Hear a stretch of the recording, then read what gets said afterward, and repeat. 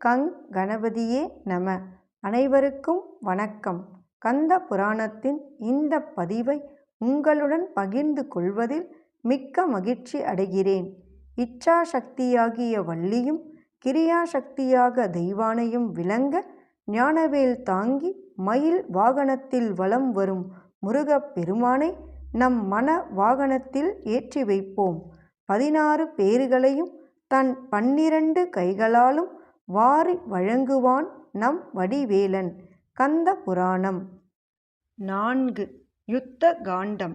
அதில் 2 பூத கணங்களுக்கும் அசுர படைகளுக்கும் போராட்டம். முருகப் பெருமானின் இருப்பிடத்தை அடைந்த நாரத முனிவர் அப்பெருமானை வணங்கி, குமரக் கடவுளே, தங்களோடு போரிடுவதற்காக சூரபத்மன் தன் குமாரனான பானுகோபனை அனுப்பி வைத்திருக்கிறான். சின்னஞ்சிறு வயதிலேயே சூரியனை வென்றிருக்கும் அந்த பானுகோபனும் இப்போது யுத்தத்திற்கு புறப்பட்டு வந்து விட்டான்.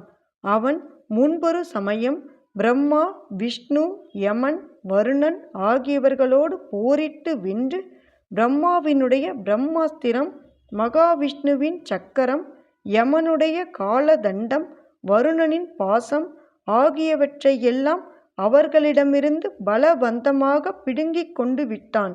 அப்படிப்பட்ட மாபெரும் பாதகனை தங்கள் பிதாவான சிவபெருமானின் உத்தரவுப்படி தாங்கள்தான் போரிட்டு வெல்ல வேண்டும். அதற்கான தகுதியும் தங்கள் ஒருவரிடம்தான் உள்ளது என்று கூறினார். சண்முகப் பெருமான் மலர்ந்த தாமரை மலர் போன்ற புன்சிரிப்போடு, ஓஹோ, அப்படியா செய்தி? சரபத்தை சிங்கமும், சிங்கத்தை யானையும், புலியை நரியும் எதிர்த்து முறியடிக்க வருவது போல் அந்த அசுரகுமாரன் இப்போது என்னுடன் போரிட வருகிறான் போலும் என்று கூறிக்கொண்டார். பிறகு அவர் நவ வீரர்களில் முதல்வனான வீரபாகுவை நோக்கி, வீரபாகு, நீ இப்போதே வீரம் மிகுந்த லட்சத்தில் 8 படை வீரர்களோடும் 1000 வாகினி சேனைகளோடும் புறப்பட்டுச் சென்று சூரபத்மனுடைய நகரத்தை தகர்த்து அவனுடைய கோட்டையையும் இடித்து தரைமட்டமாக்கி விட்டு மகா பயங்கரமான யுத்தம் புரிந்து அசுரப்பாவிகளை வென்று வெற்றி கொடியை நிலைநாட்டிவிட்டு என்னிடம் திரும்பி வா என்று கட்டளையிட்டார். அவருடைய கட்டளையை பெரும் மகிழ்ச்சியோடு ஏற்றுக்கொண்ட வீரபாகு உடனே போருக்கு தன்னை ஆயுதப்படுத்தி கொண்டு புறப்பட்டான். வீரர்களுக்கு பொருந்தியிருக்க வேண்டிய சகல விதமான லட்சணங்களும் ஒருங்கே அமைந்து காட்சியளிக்கும் வீரபாகு தன் காதுகளில் குண்டலங்களையும், இடுப்பில் பொன் அரைஞானையும், வனப்பான விரல்களில் நவரத்தின மோதிரங்களையும், உடம்பில் ஹாரம், கங்கணம், தோள்வளை, மணிமகுடம் ஆகியவற்றையும், கையில் கதாயுதத்தையும், முதுகில் பானங்கள் நிறைந்த அம்புரா தூணியையும், கையில் பிரம்மாண்டமான வில்லையும் மற்றும் கத்தி, ஈட்டி, கைக்கத்தி, பட்டாக்கத்தி, தோமரம் ஆகிய ஆயுதங்களையும் தரித்து கொண்டான். மேரு, மந்தரம், கைலாயம் ஆகிய பிரம்மாண்டமான மலைகளைப் போன்ற மிக பெரியதான ரதத்தின் மீது ஏறி அமர்ந்த வண்ணம் போர்க்களத்தை நோக்கி விரைந்து சென்றான்.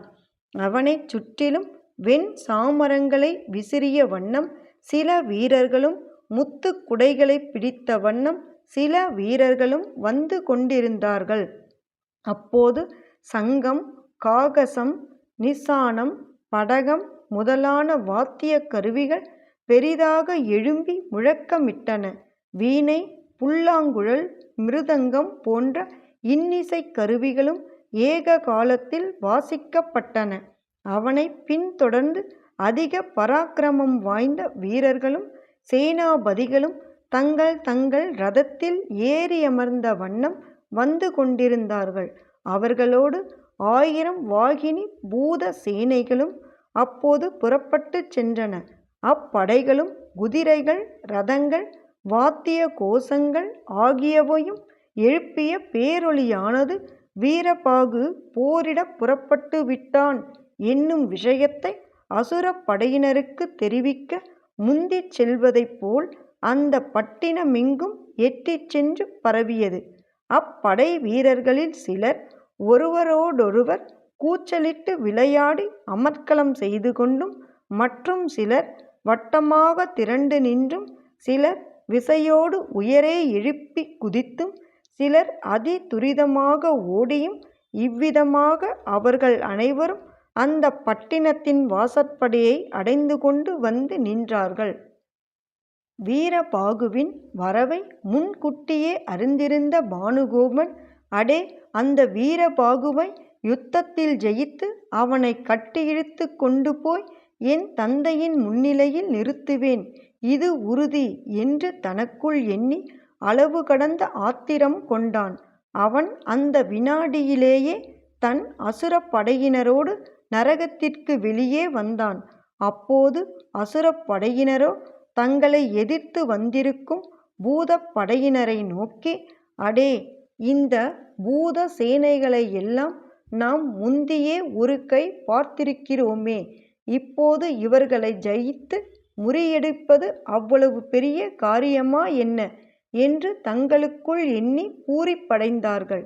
அதன் பிறகு இரு திறத்தாருக்கும் அதிமும்முரமாக யுத்தம் நடைபெறலாயிற்று. பூதப் படையினரும் அசுரப் படையினரும் ஒருவர் மீது ஒருவர் சக்தி வாய்ந்த பல பாணங்களையும் கூர்மையான ஆயுதங்களையும் வீசி எறிந்த வண்ணம் வீராவேசமாக போர் புரிந்தார்கள். பூதப் படையினரின் தாக்குதலினால் அசுரப் படை வீரர்கள் பலருக்கு கை கால்கள் முறிந்து போய்விட்டன. அவர்கள் தங்கள் சுய நினைவையும் இழந்து மூர்ச்சையானார்கள். யானைகளால் யானைகளையும் குதிரைகளால் குதிரைகளையும் போரிட்டு கொன்று, இரதங்களால் பல இரதங்களையும் தூள் தூளாக உடைத்து போட்டார்கள். இதனால் அசுர வீரர்களில் பலர் உயிரிழந்தார்கள். தங்கள் இனத்து படைகளின் இத்தகைய மோசமான நிலைமையை கண்ணுற்ற அனவன் என்னும் அசுர குமாரனுடைய சேனாபதி அளவு கடந்த ஆத்திர வெறியோடு தன்னுடைய இரதத்தை துரிதமாக செலுத்தச் செய்து பூதகணங்களுக்கு நடுவில் புகுந்து கொண்டு அப்படையினரின் மேல் ஏராளமான பாணங்களை சரம் மாறியாக பொழிந்து தள்ளலானான். ஓம் சரவண பவ.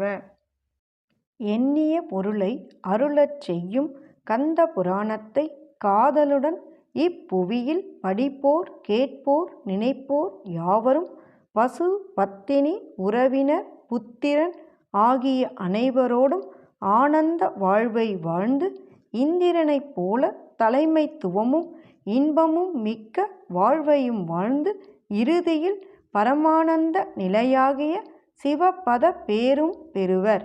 வேலும் மயிலும் சேவலும் துணை. கந்த புராணத்தின் தொடர்ச்சியை தொடர்ந்து கேட்க நமது ஆர்கேஎன் காலம் சேனலை சப்ஸ்கிரைப் செய்து பெல் ஐகானையும் கிளிக் செய்யுங்க.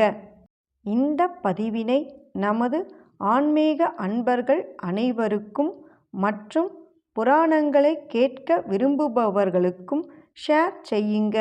பிடித்திருந்தா மறக்காம லைக் பண்ணுங்க, கமெண்ட் பண்ணுங்க. தொடர்ந்து கேட்பவர்கள் அனைவருக்கும் எனது மனமார்ந்த நன்றி.